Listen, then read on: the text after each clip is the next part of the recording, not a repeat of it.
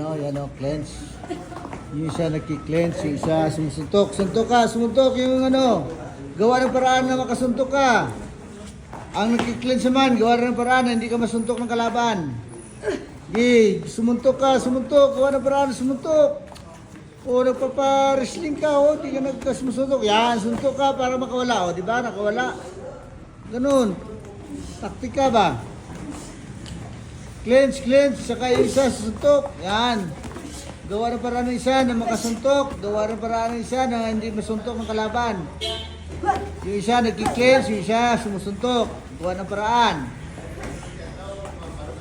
Sige.